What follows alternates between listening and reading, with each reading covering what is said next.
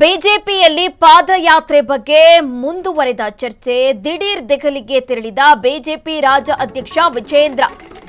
ಬಿಜೆಪಿಯಲ್ಲಿ ಪಾದಯಾತ್ರೆ ಬಗ್ಗೆ ಚರ್ಚೆ ಮುಂದುವರಿತಾ ಇದೆ.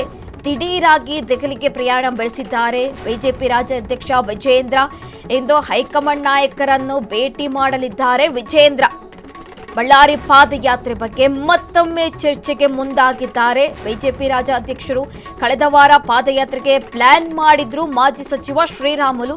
ಅಧಿಕೃತವಾಗಿ ಒಪ್ಪಿಗೆ ಸಿಗದ ಕಾರಣ ಪಾದಯಾತ್ರೆಗೆ ಸದ್ಯಕ್ಕೆ ಬ್ರೇಕ್ ಬಂದಿದೆ.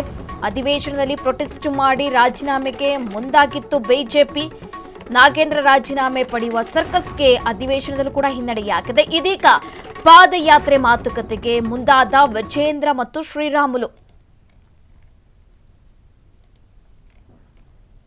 ಬಿಜೆಪಿಯಲ್ಲಿ ಪಾದಯಾತ್ರೆ ಬಗ್ಗೆ ಚರ್ಚೆ ಮುಂದುವರಿತಾ ಇರುವಂತಕ್ಕದ್ದು. ದಿಢೀರಾಗಿ ದೆಹಲಿ ಪ್ರಯಾಣ ಬೆಳೆಸಿದ್ದಾರೆ ಬಿವೈ ವಿಜೇಂದ್ರ.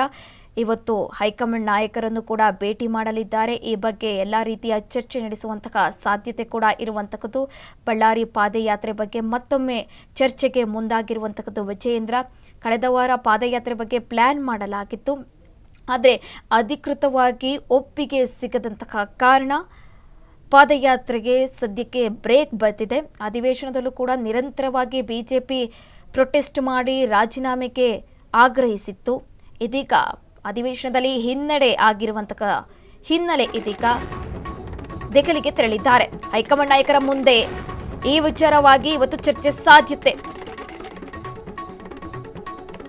ಎಲ್ಲಾ ಸಮುದಾಯ ಸೇರಿಕೊಂಡು ಹೋರಾಟ ಮಾಡಬೇಕಾ, ನಾಯಕರೆಲ್ಲ ಸೇರಿ ಪಾದಯಾತ್ರೆ ಮಾಡಬೇಕಾ ಎಂಬುದರ ಬಗ್ಗೆ ಚರ್ಚೆ ಆಗುವ ಸಾಧ್ಯತೆ ಇದೆ.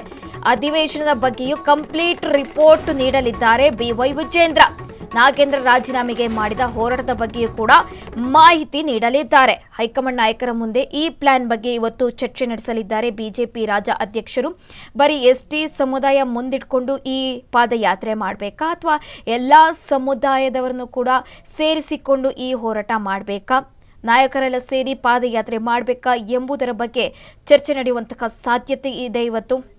ಹಾಗೆ ಅಧಿವೇಶನದಲ್ಲಿ ಏನೆಲ್ಲ ಬೆಳವಣಿಗೆ ಆಯಿತು ಅದರ ಬಗ್ಗೆ ಕೂಡ ರಿಪೋರ್ಟ್ ನೀಡಲಿದ್ದಾರೆ ಬಿವೈ ವಿಜೇಂದ್ರ. ನಾಗೇಂದ್ರ ರಾಜೀನಾಮೆಗೆ ಮಾಡಿದ ಹೋರಾಟದ ಬಗ್ಗೆ ಕೂಡ ಕಂಪ್ಲೀಟ್ ಆಗಿ ಮಾಹಿತಿ ನೀಡಲಿದ್ದಾರೆ. ಬಿಜೆಪಿಯಲ್ಲಿ ಪಾದಯಾತ್ರೆದ ಬಗ್ಗೆ ಚರ್ಚೆಗಳು ಮುಂದುವರಿತಾ ಇದೆ. ದೆಹಲಿ ಪ್ರಯಾಣ ಕೂಡ ವಿಜೇಂದ್ರ ಬೆಳೆಸಿರುವಂತಕ್ಕದ್ದು. ಈ ಬಗ್ಗೆ ಇವತ್ತು ಚರ್ಚೆ ಆಗುವಂತಹ ಸಾಧ್ಯತೆ ಇದೆ.